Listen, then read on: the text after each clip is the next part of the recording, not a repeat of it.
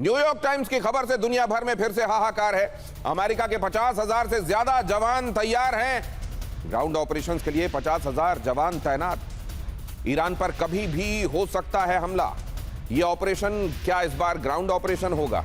क्या जो पहले समझा जा रहा था कि कुड्स को एक दीवार की तरह अंदर भेजकर और फिर ग्राउंड ऑपरेशंस किया जा सकता है मेनलैंड ईरान में, क्या यह किया जाएगा और क्या यह संभव है?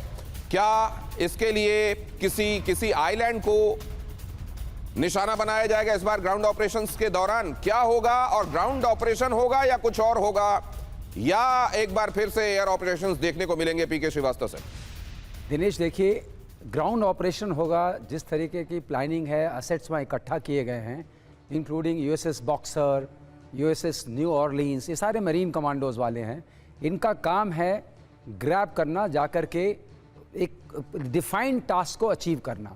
उसके लिए ग्राउंड ऑपरेशंस की भी ज़रूरत पड़ती है, एयर ऑपरेशंस की भी ज़रूरत पड़ती है, हेली ऑपरेशंस की भी ज़रूरत पड़ती है, लॉजिस्टिक्स की भी ज़रूरत पड़ती है, बिकॉज आपको एक पर्टिकुलर एरिया में एक साथ सारी फोर्सेस को लाना पड़ता है। तो वो जो ग्राउंड ऑपरेशंस जो होंगे उनके साथ ये कंपोजिट ऑल 3 वेक्टर से होगा। सी वेक्टर से भी होगा, एयर वेक्टर से भी होगा, ग्राउंड वेक्टर से भी होगा।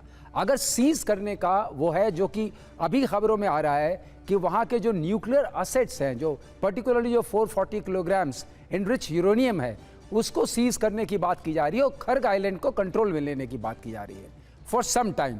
तो ये दोनों बहुत महत्वपूर्ण चीज़ें हैं जो ईरान को एक तरीके से उसकी संप्रभुता को हिला के रख देंगी। लेकिन ग्राउंड ऑपरेशंस में जाना, जिस तरीके की टेरेन वहाँ पर है, माउंटेनियस टेरेन जो उसको कवर देती है, और वहाँ पर जो उनको रेजिस्टेंस मिलेगा, और जिस तरह से फोर्टिफाइड बंकर्स में ईरानियन छिपे हुए हैं, तो एक चीज़ तो मान के चलनी पड़ेगी अमेरिका को, जो पॉलिटिकल डिसीजन है कि हम बॉडी बैग्स के लिए तैयार हैं, वो उसकी कॉस्ट ऑफ ग्राउंड ऑपरेशंस होगी।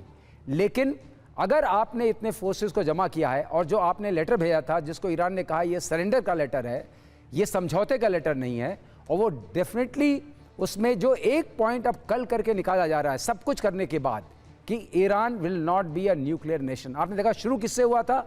शुरुआत हुई थी कि एब्सोल्यूट सरेंडर, शुरुआत हुई थी कि इसके बाद रेजिम चेंज होगा, शुरुआत हुई थी कि ये सारी जो उनके पास मिसाइल्स हैं और जो बैलिस्टिक मिसाइल्स उनके रेंज के बारे में बातचीत हो रही थी, उसको डिन्यूट किया जाएगा। लेकिन अब एक मांग उभर के आ रही है कि इनके पास ये न्यूक्लियर पावर नहीं होगी, जिसकी एक तरीके से डिट्टो एंडोर्समेंट करा ली गई है चाइनीज़ लीडरशिप से। तो अब उस भाव में आप देखेंगे तो नेचुरली बिल्डअप किया जा रहा है। बैक चैनल बात ज़रूर हो रही होगी।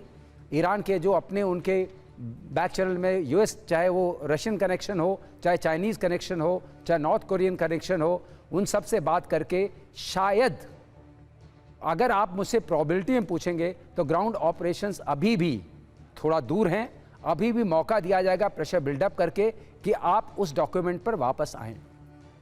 उस डॉक्यूमेंट पर वापस लाने के लिए क्या ये प्रेशर बिल्डअप है? क्या इतना बड़ा बिल्डअप? वैसे एक बात ये समझी जाती है कि बहुत बड़ी मसल फ्लेक्सिंग, असल में यही कोशिश होती है कि केवल फ्लेक्सिंग से काम चल जाए, उसको इस्तेमाल में ना लाना पड़े। क्या यहाँ यही कोशिशें